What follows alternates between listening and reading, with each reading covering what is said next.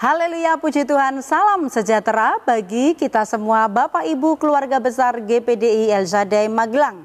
Rise up, bangkit, bergerak, berdampak. Puji Tuhan, firman Tuhan akan terus membangkitkan, menggerakkan, dan juga membawa kita hidup berdampak bagi sekeliling kita. Hari ini kita akan kembali belajar firman Tuhan sampai pada pokok pembahasan kita di kitab Ayub. Pasal 28, saya mengambil di ayat 12 sampai ayat 17 ya. Ayub 28 ayat 12 sampai 17. Demikian firman Tuhan. Tetapi di mana hikmat dapat diperoleh? Di mana tempat akal budi? Jalan ke sana tidak diketahui manusia dan tidak didapati di negeri orang hidup. Kata samudra raya, ia tidak terdapat di dalamku, dan kata laut, ia tidak ada padaku. Untuk gantinya tidak dapat diberikan emas murni, dan harganya tidak dapat ditimbang dengan perak. Ia tidak dapat dinilai dengan emas ofir, ataupun dengan permata kisopras yang mahal, atau dengan permata lasurit. Tidak dapat diimbangi oleh emas atau kaca, ataupun ditukar dengan permata dari emas tua. Puji Tuhan. Saya memberikan tema dalam renungan 79 hari ini yaitu harga hikmat.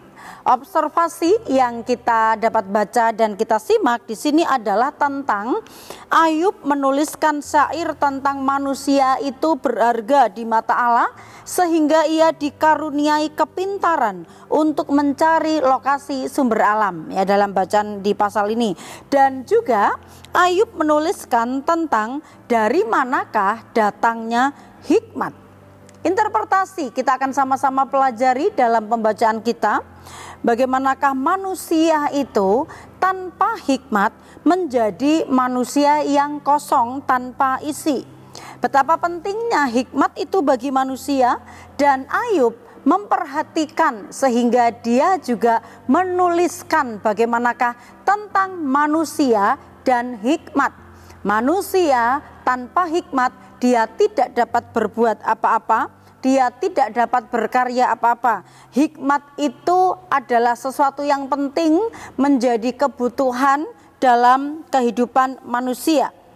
Ayub memperlihatkan manusia itu memiliki kepintaran, memiliki kepandaian, melebihi dari binatang-binatang, burung-burung, atau ciptaan-ciptaan hidup yang lainnya.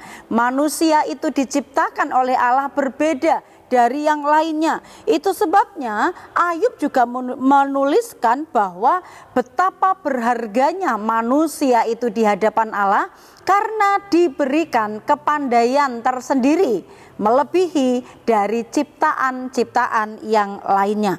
Manusia memiliki keahlian yang nyata dan patut disyukuri bahwa manusia itu memiliki kelebihan. Manusia itu diberikan hikmat. Akan tetapi berbicara tentang hikmat ini, berbicara tentang hikmat itu di manakah tempatnya? Kalau manusia bisa melihat tentang alam, tentang sumber alam, di mana tempat alam, di mana lokasinya alam, tetapi tentang hikmat, manusia sekalipun diberikan kepandaian atau kepintaran, tetapi dia tidak dapat mengerti di manakah hikmat itu. Kemudian di manakah letaknya, di manakah alamatnya, ya, di manakah lokasinya? Manusia tidak dapat menemukan jawaban itu. Seperti dalam bacaan ini, ayat 12 sampai 13, tetapi di mana hikmat dapat diperoleh? Di mana tempat akal budi? Jalan ke sana tidak diketahui manusia dan tidak didapati di negeri orang hidup. Ayat 20 sampai 21. Hikmat itu dari manakah datangnya? Atau akal budi di manakah tempatnya? Ia terlindung dari mata segala yang hidup, bahkan tersembunyi bagi burung di udara. Jadi sekalipun manusia itu memiliki kecerdasan, kepandaian, kepintaran melebihi dari ciptaan-ciptaan yang lainnya, tetapi di sini dikatakan manusia yang pintar itu pun tidak dapat mengetahui dari manakah asal usulnya hikmat, di manakah tempat tinggalnya hikmat, diletakkan di mana, di lokasinya, titiknya itu ada di mana. Bagaimanakah hikmat itu sangat mahal harganya? Kalau kita melihat bukan mahal dengan nilai yang bisa dinominalkan, tetapi harga mahalnya adalah karena tidak dapat dinilai dengan hitungan nominal manusia. Tadi dalam bacaan dikatakan tidak bisa digantikan dengan permata sekalipun, dengan emas tua sekalipun, ya. Dengan harga benda-benda yang mahal di dunia ini tidak dapat membeli hikmat, dikatakan, ya. Mahalnya hikmat, kenapa disebut mahal adalah karena tidak dapat diketahui tempatnya. Kalau seseorang itu mau membeli rumah mewah misalnya, atau tempat yang besar, tempat yang megah, istana misalnya, atau sebuah kerajaan, itu seindah-indahnya, ya, semegah-megahnya masih dapat dihitung atau dinilai dengan nominal, atau mungkin rupiah, atau mungkin dengan harga yang sangat fantastis, ya, mungkin mahal, ya. Tetapi hikmat dikatakan itu mahal, mahalnya adalah tidak dapat diketahui dari mana tempatnya atau di mana tempatnya, tidak dapat membeli untuk memilikinya. Siapa yang bisa? Oh, dijual hikmat, saya mau beli hikmat, tidak ada, ya. Kemudian juga mahalnya hikmat ini tidak dapat diukur dengan nominal dunia, rupiah atau dolar, atau dengan harga yang paling mahal sekalipun di dunia ini ternyata tidak dapat bisa menggantikan dengan hikmat. Tidak dapat dilihat oleh mata. Siapa yang dapat melihat hikmat, ya?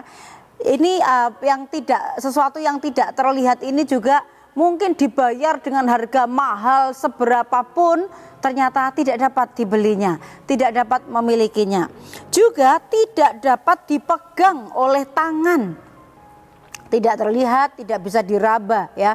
Hikmat itu seperti apa? Jadi tidak ada yang mengetahui atau menemukan pastinya, asal usulnya, tempatnya, atau seperti apa untuk mendapatkannya, atau kemana harus mencarinya. Jadi bagaimanakah untuk memperoleh hikmat, untuk menerima hikmat? Membeli tidak bisa, melihat tidak bisa, digantikan oleh sesuatu juga tidak bisa. Lalu bagaimanakah untuk memperoleh hikmat itu? Siapakah yang tahu tentang hikmat? Jalan untuk menemukan hikmat. Dalam ayat yang ke-23, di situ Ayub juga menuliskan, Allah mengetahui jalan ke sana, jalan kepada hikmat itu. Ia juga mengenal tempat kediamannya. Luar biasa. Manusia sepandai-pandainya seperti apapun tidak dapat mengenal, tidak dapat mengerti di manakah hikmat, jalan menuju ke hikmat, atau cara supaya bisa mendapatkan hikmat dengan cara membeli dan lain sebagainya. Tidak dapat melakukannya. Ayat 28. Tetapi kepada manusia ia berfirman, Tuhan itu berfirman, sesungguhnya takut akan Tuhan itulah hikmat, dan menjauhi kejahatan itulah akal budi. Ya, luar biasa dalam penulisan dari Ayub ini, bagaimanakah dia dapat menilai, dia dapat menggambarkan bahwa hikmat itu adalah sesuatu yang sangat penting, tetapi juga tidak mudah didapatkannya. Dia juga bukan sesuatu hal yang mungkin sulit juga untuk didapatkannya. Kalau orang-orang itu dikatakan takut akan Tuhan, menjauhi kejahatan, justru disitulah dia mendapatkan hikmat. Jadi bagaimana pandangan kita tentang hikmat? Aplikasinya bagi kita untuk mendapatkan hikmat, hiduplah takut akan Tuhan. Hiduplah menjauhi kejahatan.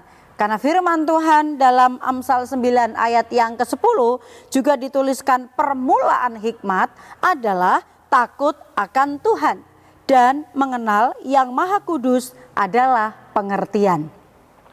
Betapa mahalnya dari harga hikmat ini, karena pemiliknya adalah sang penguasa itu sendiri, sang pencipta itu sendiri, yaitu Allah yang kita percayai.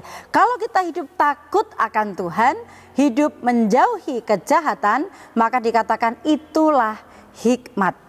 Dan hikmat yang sesungguhnya itu siapa? Hikmat yang sesungguhnya itu juga adalah pribadi Allah sendiri, mengetahui segala sesuatu, merancangkan segala sesuatu, dapat menetapkan segala sesuatu. Dialah sumber dari segala-galanya dan dialah itu sendiri hikmat yang sesungguhnya.